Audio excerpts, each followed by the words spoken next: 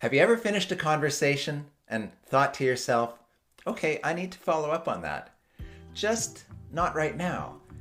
And then it either sits in your head all day or you deal with it way too early, just to get it off your plate. And that's where most things begin to slip. In my last video, I talked about that feeling of carrying everything around in your head, not because you're disorganized, but because everything matters and it all seems to be competing at once. So today I want to show you a simple way to get all of that out of your head and into a system that you can actually trust. And by the way, if this already feels like something you need, I've put together a simple starting point for you. It includes the first few chapters of a short story I wrote about a guy named Sam, who felt exactly like this, and a simple way to begin building this system. You can grab it in the link below when you're ready. Here's the idea I want you to picture. You're not trying to carry everything anymore. You're trying to build a well. A place where everything goes, nothing spills, and you only pull things out when you actually need them. Put the water in the well, draw it out when you need it. Because right now, most people don't have a well. They have a bunch of puddles. And the challenge is, there's more coming at you now than there was years ago, 5 years ago, 10 years ago. A lot more puddles than there was back then. And it's not like somebody was sitting around thinking, wow, I just have so much free time. And that's what it'll be like in the future, because the volume just keeps increasing. And with everything happening now, especially with AI, there's only going to be more coming at you, not less. Which means trying to hold it all in your head, well, that strategy just doesn't scale anymore. So now I'm going to show you a better way using paper. I know, we just talked about AI, information overload, everything moving faster than ever. And now I'm sitting here with a piece of paper. But this is not about the paper. It's not about the paper. Like, let's be clear on that. I'm giving you the foundation in 3 simple steps. And it's easiest to illustrate with paper. Like, this is foundational stuff. Let's say a document comes across your desk. And maybe it's something that you need to review or complete or follow up upon. But not today. Well, there's 3 steps. First step, we need to decide. Instead of leaving it in a pile or putting it somewhere you might forget about it, you take a second to decide, when do I actually need to deal with this? Or maybe more importantly, when is the best time for me to deal with this? And this leads us to step 2, assigning a future time. So maybe it's next week, maybe it's next month. You pick a day. So decide when you need to deal with this. Pick an exact day. I'm going to use an example with my assistant, which I've done literally thousands of times. I'll quickly grab a sticky and I'll write, please BF September 30th. And then I'll put it on the paper. And that leads me to step 3, put it in the well. And just so you can picture this isn't just like a random set of folders. It's a very simple system. You've got one folder for each month. And inside each month, you've got a folder for each day. So when you write, please BF September 30th, you place it in the September folder, in the tab for the 30th.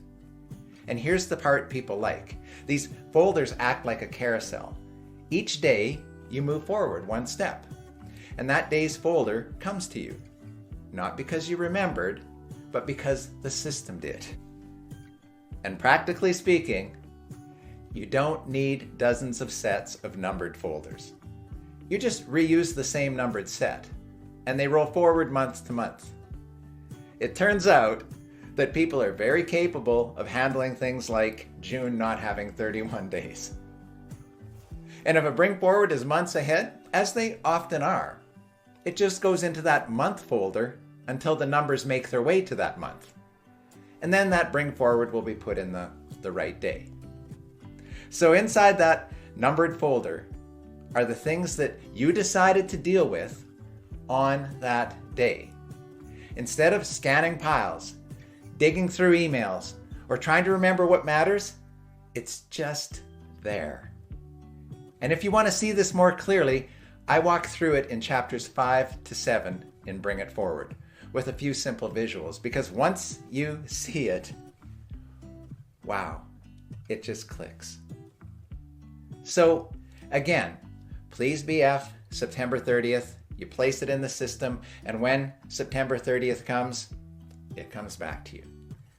Not because you remembered, but because your system did the remembering for you.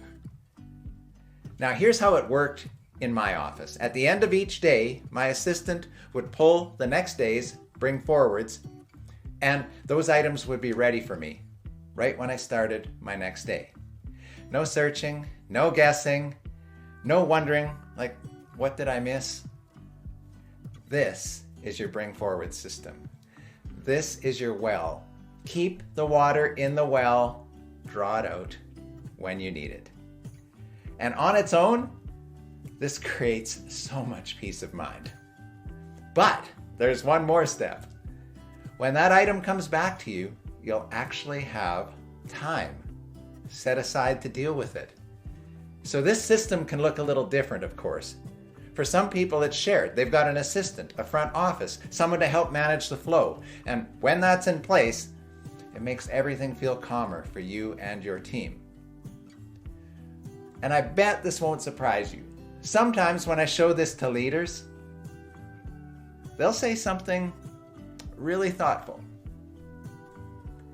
I don't want to add anything to my assistant's plate. I get that. Most people are kind. They're thoughtful, they're considerate. That's coming from a really good place.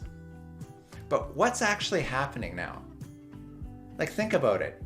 Your assistant is already carrying that load. They just don't have a well. They're carrying it in a sea of uncertainty. They're wondering, where is that document? Did that get done? Will it get done? Is this still sitting somewhere? What this system does is remove all of that. Now everything has a place. Everything has a time. Everything is visible. And honestly, every assistant I've worked with, as long as I take the time to acknowledge their excellent organizational skills and let them adapt and adjust, they've loved this. It gives them such confidence, and also a way to actually support you and others better. Now, a lot of people I work with don't have an assistant or a team. They're kind of a solo operation. So they build their own version.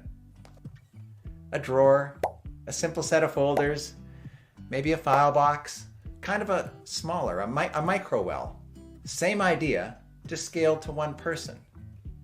So now, whether it's shared or completely on your own, the goal is still the same. Everything goes into one place. Nothing spills, and it comes back out when you need it. So now, instead of carrying 20, 30, 40 things in your head, you trust that if it matters, it will come back to you. And remember, this is not about the paper. This is just the easiest way to see it. Because this same idea, it works with email, your calendar, meetings, even ideas that come to you on the go. We're just starting with the simplest version. So now if you're sitting here thinking, okay, this actually makes sense to me, then don't try to build the whole thing today. Instead, take that first simple step. I've put together the first few chapters of a short story about Sam, who felt exactly like this, and along with it, a simple way for you to start getting things out of your head. It's a quick read, 4 chapters, 10 minutes, maybe less, but it'll help you see what's going on, what to do next. So if you want that, grab it in the link below. And in the next video, I'm going to show you how to actually draw from the well and what it looks like in your calendar. So when things come back to you, you've already got the time to get them done.